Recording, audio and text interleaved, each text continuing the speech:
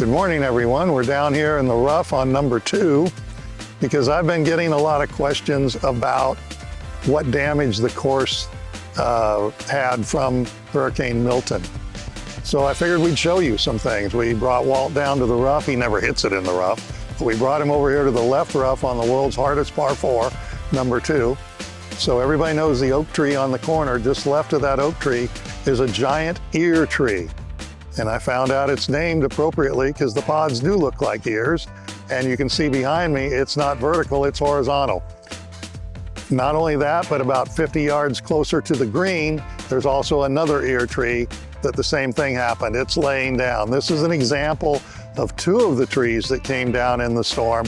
We have many other large trees that came down. We realized that this is going to take some time to clean up. There wasn't a lot of water damage during the storm. It was more wind with this versus Helene, so more wind damage. No water got on any greens. Water did get in some bunkers. The bunkers that we did additional drainage on, by and large, did drain. The drainage on 15 and 17, the sump pump worked where it was underwater when the hurricane went through. By daylight, it was visible again, and by that afternoon, it was back to normal. So the sump pumps worked. The lake on 14 went way over its banks, but by that morning, it was 2 feet back within its banks. So the drainage was good. I drove on 15 and 17 fairways Thursday morning, left no traps. Now, it might have been a little difficult to get to 15 and 17 with all the water channeled off the sides along the cart path and between 15 and 17 fairways, but the fairways themselves were high and dry. So a lot of good things came out of this as far as how the course survived the storm, but the tree work is going to be extensive, and we'll do everything we can to get open in November.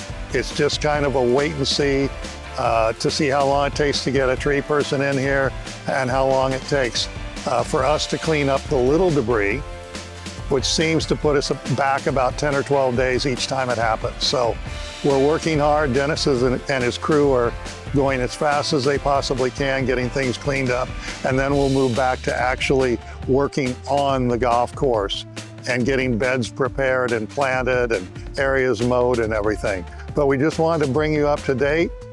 Remember, this ear tree behind me, just an example. There's some big pines down, some cedars down, not a lot, probably 10, 12 or less of the big trees down. None of them in play, really. None of them right alongside a fairway that'll help your shot, help to open it up. But many close enough that if you hit it crooked like me, you're actually very happy that the ear tree's down. So I hope everybody survived the storm. Hope your property's all okay.